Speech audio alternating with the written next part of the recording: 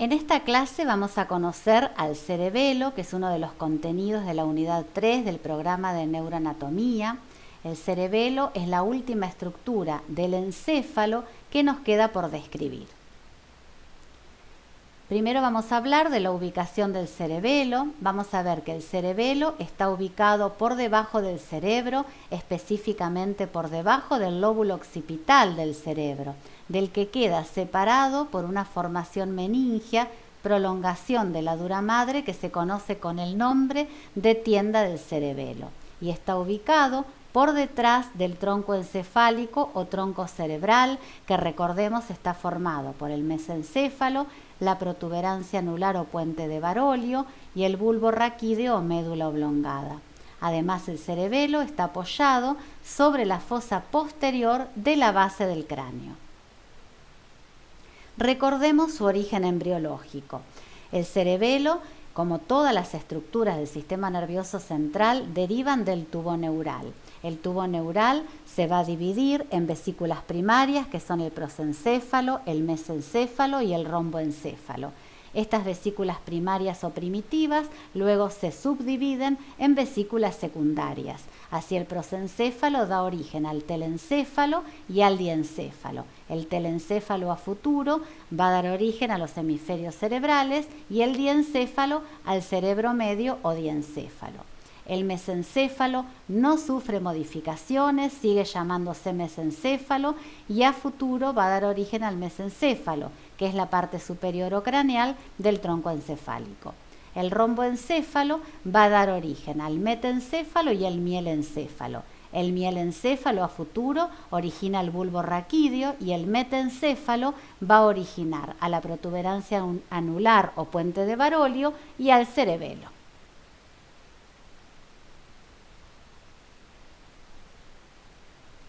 ¿Cómo está distribuida la sustancia gris y la sustancia blanca? De una manera similar a cómo se dispone en el cerebro.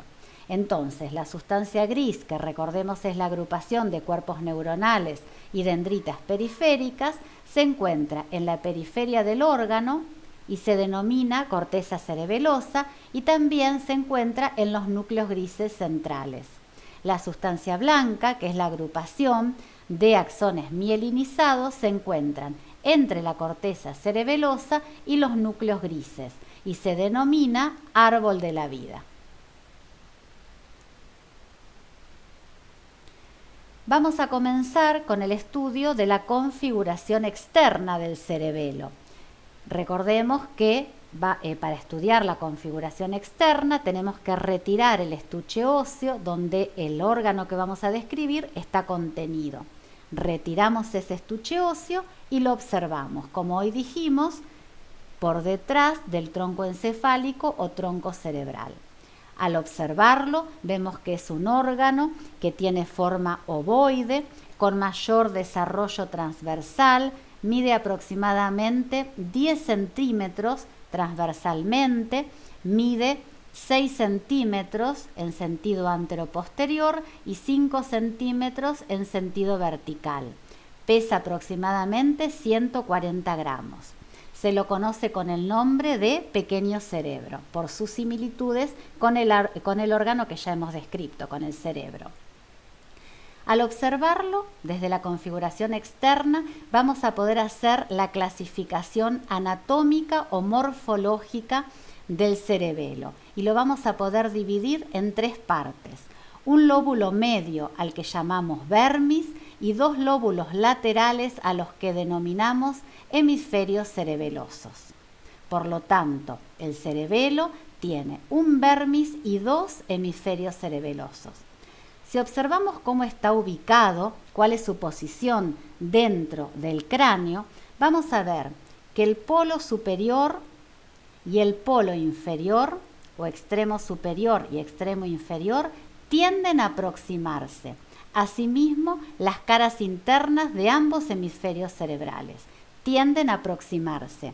No toman contacto un hemisferio cerebeloso con el otro debido a la interrupción o a la aparición de un tabique, que es una formación meningia, prolongación de la dura madre, que se conoce con el nombre de hoz del cerebelo. Volvemos a observar la imagen anterior. Esta es la forma que el cerebelo tiene dentro del cráneo. Para poder estudiarlo con mayor precisión, lo que hacemos es abrir al cerebelo y lo observamos de esta manera. Acá estamos haciendo una vista anterior del cerebelo. Vemos o podemos describir en esta vista anterior al vermis situado en la línea media y a los dos hemisferios cerebelosos, derecho e izquierdo. Vemos que es, como dije hoy, un órgano de aspecto muy laminado, tiene una gran cantidad de surcos, algunos de menor profundidad, otros más profundos, que van a delimitar tanto en el vermis como en los hemisferios cerebelosos lobulillos.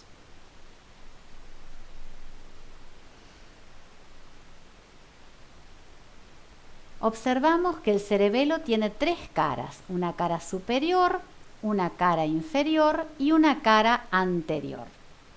La cara superior es la que conecta con la tienda del cerebelo o tentorio.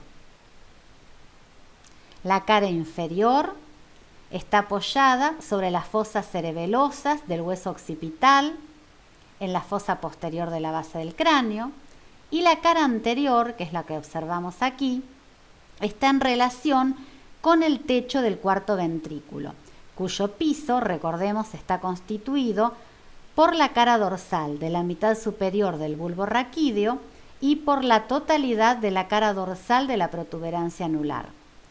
Vamos a ver que el cerebelo, como dijimos hoy, contacta con el tronco encefálico a través de los pedúnculos cerebelosos. Los pedúnculos cerebelosos son tres: superiores, medios e inferiores. Los superiores lo unen con el mesencéfalo, específicamente con la parte inferior de los tubérculos cuadrigéminos inferiores o posteriores. Los pedúnculos cerebelosos medios son los más voluminosos y lo unen a la protuberancia anular. Son una prolongación del anillo protuberancial. Y los inferiores, a los que también podemos llamar cuerpos restiformes, lo unen al bulbo raquídeo y están en continuidad morfológica o anatómica con los cordones posteriores de la médula espinal. Vamos a conocer con más detalle al vermis.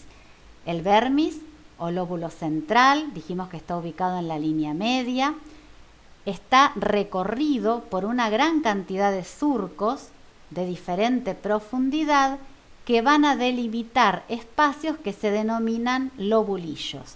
El vermis posee o queda dividido en 9 lobulillos que de superior a inferior se denominan língula, es este sector, lobulillo central, culmen, declive, folium, tuber, pirámide, úvula y nódulo. Con esta nomenclatura o de esta manera se conocen entonces a los lobulillos del vermis. Así lo describe la anatomía clásica. Recuerden que estos lobulillos aparecen por la presencia de surcos. Hay algunos surcos que son muy relevantes si tenemos en cuenta la funcionalidad del cerebelo. Ellos son el surco primario, que es el que separa al culmen del declive, el surco circunferencial, que no tiene tanta relevancia funcional, pero es el que separa al folium del tuber, el surco prepiramidal, que es el que separa al tuber de la pirámide, y el surco posterolateral, que es el que separa a la úvula del nódulo. Ya hemos conocido al vermis y sus 9 lobulillos. Ahora vamos a observar qué porción del hemisferio cerebeloso le corresponde a cada uno de estos sectores del vermis. Entonces, a la língula le corresponden los frenillos de la língula, al lobulillo central, alas del lobulillo central. Al culmen, los lobulillos anteriores. Al declive, los lobulillos simples. Al folium, los lobulillos semilunares superiores. Al tuber, los lobulillos semilunares inferiores. A la pirámide, los lobulillos digástricos, que a su vez están subdivididos por un surco medio. A la úvula, las amígdalas, y al nódulo, los flóculos.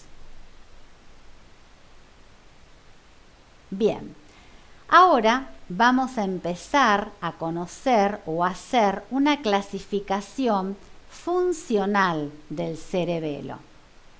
¿Por qué? Vuelvo a la imagen anterior. Todos estos lobulillos que conocimos en el vermis y en los hemisferios cerebelosos van a cumplir diferentes funciones. Entonces vamos a hacer una clasificación funcional. Así vamos a dividir al cerebelo en arquicerebelo o lóbulo flóculo nodular, paleocerebelo o lóbulo anterior y neocerebelo o lóbulo posterior. Hacemos una visualización de los tres lóbulos funcionales del cerebelo. Los apreciamos desde una cara superior al paleocerebelo, al neocerebelo, y desde una cara anterior, paleocerebelo, neocerebelo y arquicerebelo. Si hacemos una vista lateral, los visualizamos de esta manera: arquicerebelo, paleocerebelo, que se divide en superior e inferior, y neocerebelo. Esta imagen con esta numeración es muy apropiada porque la primera adquisición filogenética del cerebelo fue el arquicerebelo. Luego adquirió al paleocerebelo y la última adquisición filogenética del cerebelo es el neocerebelo. Cada uno de estos tres sectores tienen funciones diferentes. Bien, acá unimos a la clasificación anatómica o topográfica, el vermis con sus 9 lobulillos y los hemisferios cerebelosos con sus lobulillos. Unimos esa clasificación con la clasificación funcional o filogenética. Entonces vamos a decir que el arquicerebelo está formado por el nódulo y el flóculo, y los flóculos, perdón. Y la función del arquicerebelo es el control del equilibrio estático.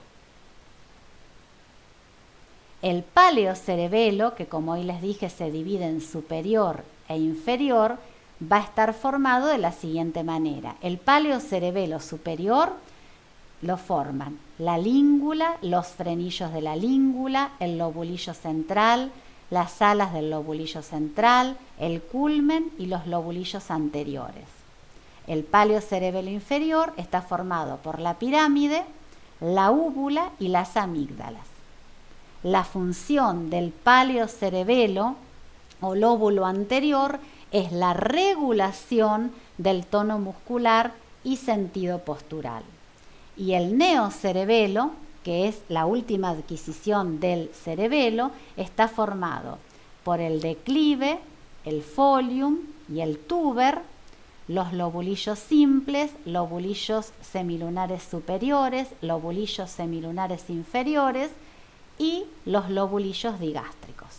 La función del neocerebelo o lóbulo posterior es la coordinación de movimientos voluntarios y semiautomáticos. Repito para que quede claro, lo primero que hicimos con el cerebelo es hacer o conocer su clasificación anatómica y lo dividimos en vermis con sus 9 lobulillos y hemisferios cerebelosos con sus lobulillos. Luego, a estos lobulillos del vermis y los hemisferios cerebelosos les asignamos una función. entonces apareció la clasificación funcional y dividimos al cerebelo funcionalmente en arquicerebelo o lóbulo flóculo nodular, paleocerebelo o lóbulo anterior, neocerebelo o lóbulo posterior. Recordando que la primera adquisición del cerebelo fue el arquicerebelo, luego apareció el paleocerebelo y por último el neocerebelo. Si observamos la configuración interna del cerebelo, vamos a poder apreciar el interior de la corteza cerebelosa y vamos a apreciar la sustancia blanca que está ubicada entre la corteza cerebelosa y los núcleos grises. Vamos a ver que esta sustancia blanca, la que está más próxima a los núcleos grises, se denomina cuerpo medular, es el sector central de la sustancia blanca. Y luego, como se ramifica, se denomina árbol de la vida. Entonces el sector que está más próximo a la corteza cerebelosa se denomina árbol de la vida. Y el sector que está más próximo a los núcleos grises se llama cuerpo medular. ¿Cuáles son esos núcleos grises? Los núcleos grises son, a los lados de la línea media, tenemos a los núcleos fastigios o del techo. Después tenemos a los núcleos globosos y emboliformes. Si unimos a los núcleos globosos y emboliformes, a estos núcleos los podemos conocer con el nombre de núcleos interpósitos. Y por último, más hacia lateral, aparecen los núcleos dentados.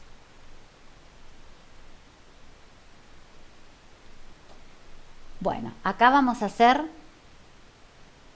esta visualización que recién vimos y vamos a observar que el núcleo del techo o los núcleos del techo corresponden al arquicerebelo, el núcleo globoso al paleocerebelo superior, el núcleo emboliforme al paleocerebelo inferior y el núcleo dentado al neocerebelo. Vamos a volver a una imagen anterior.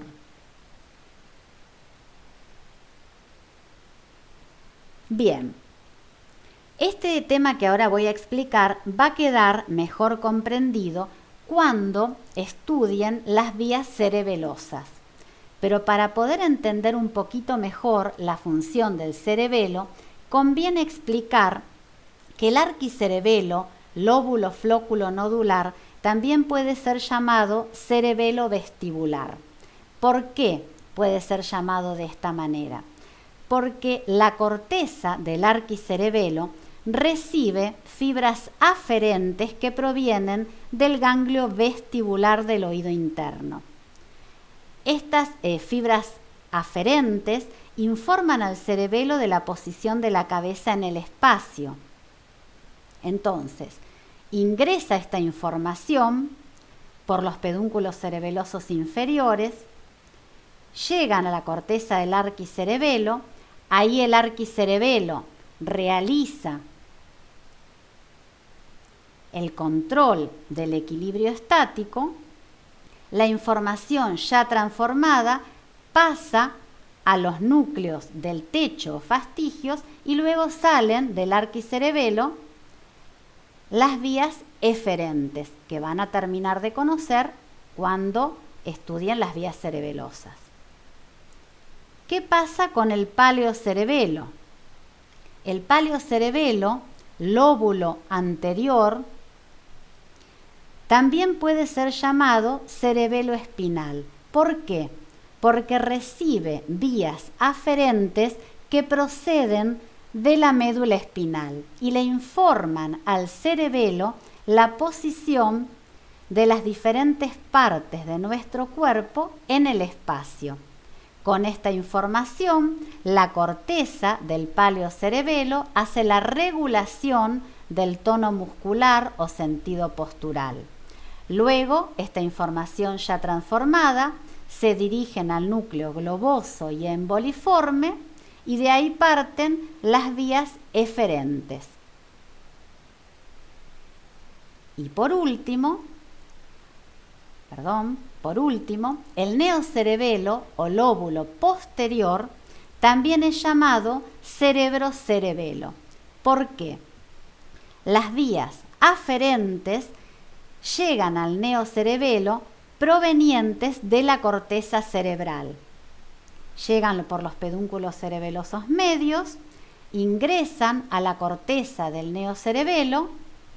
El neocerebelo hace la transformación, hace la coordinación de estos movimientos voluntarios y semiautomáticos, y esa información ya elaborada se dirige a los núcleos dentados, y de ahí parten las vías eferentes hacia su destino final. Repito, toda esta información que acabo de dar es introductoria para que ustedes puedan completarla cuando se describan las vías cerebelosas.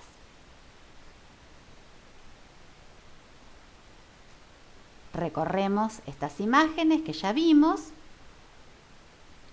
y de esta manera termina la clase de cerebelo. Muchas gracias.